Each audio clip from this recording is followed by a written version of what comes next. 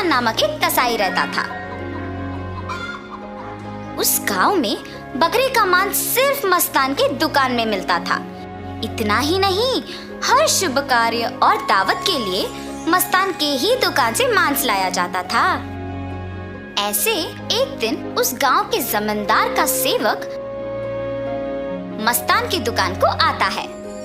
हे मस्तान, कल जमींदार के महल में एक बड़ी दावत रखी जा रहा है। उस दावत को बहुत बड़े लोग और अमीर लोग आने वाले हैं। 100 लोगों के लिए खाना बनवा रहे हैं। उसके लिए तुम्हें 15 किलो मांस ताजा काट के कल सुबह 6 बजे को महल लेके आना होगा। पैसे तुम्हें वहीं पे मिलेंगे। मस्तान सलमान की बात को मान लेता है, लेकिन उसके पास 15 किलो का मांस नहीं होता है। इसीलिए वो बकरी वाले के पास जाता है। रमेश भैया, दरवाजा खटखटाता है। अरे क्या हुआ मस्तान, इस समय पे आए, बात क्या है? जमींदार के घर में दावत के लिए मुझे 15 किलो मांस की जरूरत है। मैंने वचन दिया कि सुबह 6 बजे उनको मांस पहुंचा दूंगा। समय ना होने के कारण मैं अभी तुमसे बकरी खरीदने आया। हाँ, तो ये है बात। ठीक है, 2000 रुपए दे के बकरी ले जाओ। ये क्या भैया, 1000 ही तो है। अब जमींदार के लिए है तो कम से कम 2000 होगा ही ना। अगर तुम्हें नहीं चाहिए तो रहने दो, मैं आराम से सो जाऊंगा। नहीं भैया, मैंने वचन दिया है, अब पीछे नहीं हट सकता। मैं दे दूंगा 2000। ऐसे कहकर 2000 दे के बकरी खरीद के घर चलते हुए सोचता है, जमाए हुए पैसे एक दिन में खर्च हो गए। कोई बात नहीं, जमींदार के दावत के लिए मांस पहुंचाने के बाद पैसे मिलेंगे ना। अभी जल्दी से काम शुरू करके सुबह तक पहुंचा देना होगा।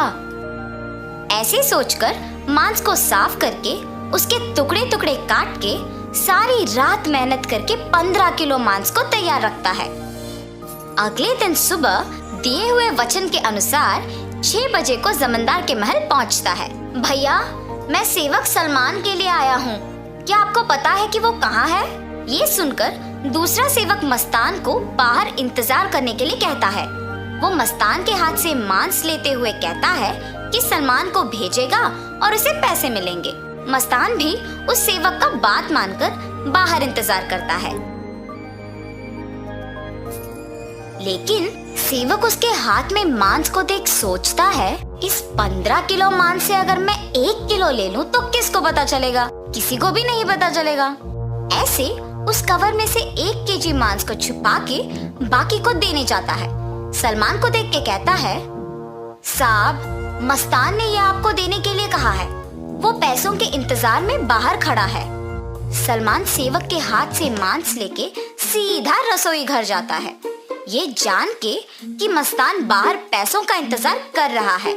बावर्ची के पास जाकर सलमान कहता है, सारे व्यंजन स्वादिष्ट होनी चाहिए, ध्यान से पकाना। ऐसे कहकर चला जाता है। बावर्ची पकाते हुए, इतने मांस से अगर मैं 2 केजी ले लूं तो किसको शक होगा? किसी को भी नहीं होगा।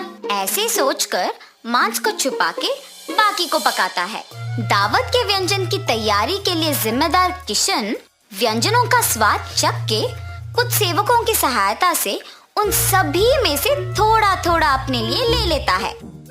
आए हुए मेहमान सारे दावत की खाना शुरू करते हैं और जल्द ही आपस में बात करना शुरू कर देते हैं। ये क्या, इतना अमीर और सम्मानित आदमी, अच्छा नाम है इनका, मगर खाने में कमी क्यों? हाँ, अगर खाना कम ही पड़ना है तो ऐसी दावत की तैयारी भला क्यों करें? ऐसे सारे लोग खुसफुसाते हैं। ये सब सुन के जमींदार सहन नहीं कर पाते हैं। दावत के खत्म होने के बाद क्रोधित होके सारे लोगों को सभा में बुलाते हैं, खास करके दावत के लिए जिम्मेदार लोगों को, और उनको सवाल करना शुरू करते हैं। दावत की तैयारी के लिए जिम्मेदार किशन से पूछते हैं, दावत की जिम्मेदारी सौंपने पर तुम ये करोगे? सभी तैयारी किया मैंने, लेकिन व्यंजनों के लिए मात्रा पहले से ही कम पड़ गई थी प्रभु। मेरा इस बात से कोई लेना देना नहीं, आप बावर्ची से पूछिए प्रभु। ऐसे उसने अपनी किए को छुपाकर किसी और पे इल्जाम डाल देता है। तब बावर्ची छुपाए हुए 2 किलो मांस की बात को छुपा के कहता है कि दावत की सामग्री के लिए जिम्मेदार सलमान के पास इसका जवाब होगा। ऐसे उस बात से छुटकारा पाता है। सलमान भी औरों की तरह मांस के दिए गए 6,000 रुपयों को मस्तान को ना देकर अपने ही पास रख के, ये जानते हुए कि मस्तान पैसों का बाहर इंतजार कर रहा है, जमींदार से ये बात छुपाता है और कसाई मस्तान पे इल्जाम डाल देता है कि उसने मांस कम मात्रा में दी है।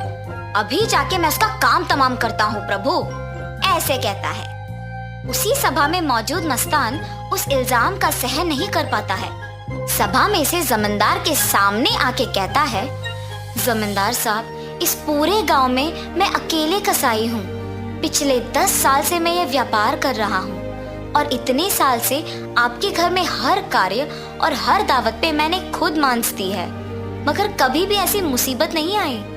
आपके घर में दावत का नाम सुनते ही 1000 की बकरी को 2000 में बेचते हैं। सुबह आके मैंने मांस को पहुंचा दिया और आपके सेवक सलमान ने मुझे मांस के पैसों के लिए सुबह से इंतजार करवाया। सलमान को मांस देने के बहाने से एक और सेवक मेरे हाथ से मांस लिया और मुझे बाहर इंतजार करने के लिए कह दिया और ये भी कहा कि वो सलमान को बुलाएगा। उसके बाद इनमें से कोई भी मेरे पास नहीं आया। कृपया मेरा यकीन कीजिए प्रभु, आप ही की दया से जी रहा हूँ। मस्तान, मुझे तुम्हारे बारे में पता है, तुम फिक्र मत करो। सैनिकों, सलमान के कपड़े खोजो, देखो अगर 6,000 रुपए मिलते हैं। खोजने पर सलमान की जेब में 6,000 रुपए मिलते हैं। ऐसे उन सब में से सलमान पकड़ा जाता है। और इतना ही नहीं, किशन जिन सेवकों की सहायता से सभी व्यंजनों से थोड़ा अपने लिए ले लेता है, उनमें से एक सहायक जमींदार को सच कह देता है।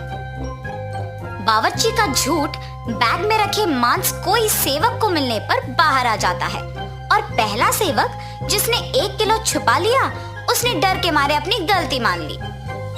तब जमींदार सभी को दंडित करते हैं और मस्तान को उसके पैसे 6,000 दे देते हैं और ये भी कहते हैं कि वो मस्तान के लिए हमेशा रहेंगे। तो इस कहानी का नैतिक क्या है? गलती का सजा मिलेगी ही मिलेगी, इसीलिए ईमानदारी से जीना ही अच्छा है।